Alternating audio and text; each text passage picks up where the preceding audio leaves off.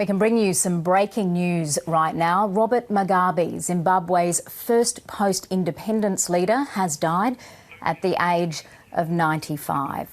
We've understanding that Robert Mugabe was in Singapore receiving treatment for ill health. He was there for some time.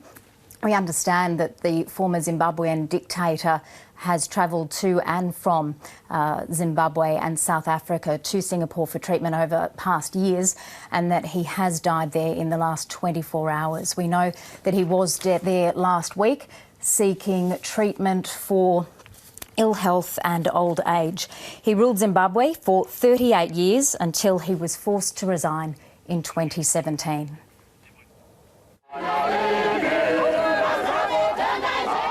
Once hailed as an African liberation hero, Robert Mugabe will perhaps be best remembered as a tyrant who all but destroyed his country. Robert Gabriel Mugabe emerged as a leader of Rhodesia's ZANU liberation movement in the 1970s, after spending a decade in jail for plotting to overthrow Ian Smith's white minority regime. His desire for revolution prompted the British-backed government to mobilise its forces against the black majority. Britain has the option, we have said. Either they opt for peace or they opt to abandon peace and move into a war situation. Robert Mugabe got his way. The Lancaster House Agreement paved the way for independence, ending British rule in Africa. I, Robert Gabriel Mugabe, do swear that I will well and truly serve Zimbabwe in the office of President, so help me God. The Zimbabwean leader quickly signed a pact with his bitter political rival Joshua Nkomo, effectively creating a one-party state. Over the next 3 decades, Robert Mugabe waged a brutal campaign to crush his opponents. He initially turned his anger on the white minority, which culminated in the violent eviction of white farmers. But he also turned on his own people. The current chaotic state of affairs in undesignated and crime-ridden areas could not be countenanced for much longer. President Mugabe ordered the demolition of entire townships, forcing hundreds of thousands of people from their homes. However, as his popularity continued to falter, he resorted to political intimidation.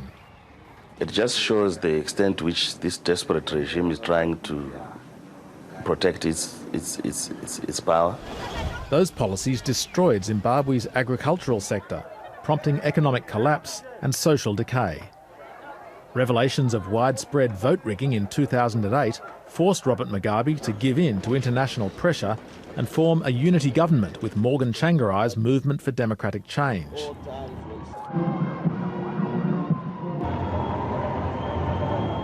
The president and his second wife Grace, who had an infamously extravagant lifestyle, were reviled both at home and abroad.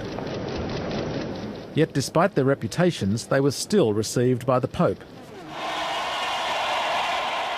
Towards the end of his life, Robert Mugabe maintained that his grip on power had not weakened. But Mugabe was wrong. His 37-year reign finally came to an end following the sacking of his vice president and long-term ally, Emmerson Mnangagwa.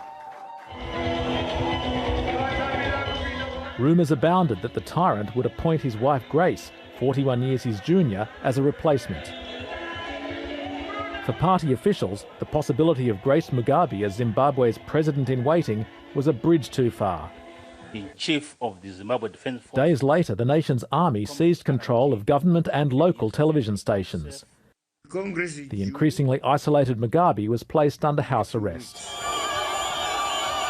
His own party gave Mugabe an ultimatum: retire or face impeachment. Eventually, Africa's longest-serving ruler agreed to stand aside. A decision met with jubilation on the streets of Harare. His former deputy, Mr. Mnangagwa, was installed as his successor under an agreement that granted Mugabe exemption from prosecution. In his final days, Mugabe was rarely seen outside the gated walls of his lavish mansion. But beyond these opulent grounds, the scars of his authoritarian rule will remain visible across his impoverished nation for years to come.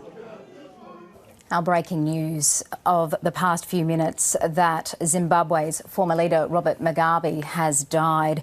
He was aged 95. Zimbabwe's President Emmerson Mnangagwa has tweeted confirming the death. He wrote, "It is with the utmost sadness that I announce the passing on of Zimbabwe's founding father and former President, Commander Robert Mugabe. He was an icon of liberation, a Pan-Africanist who dedicated his life to the emancipation and empowerment of his people. His contribution to the history of our nation and continent will never be forgotten. May his soul rest in eternal peace."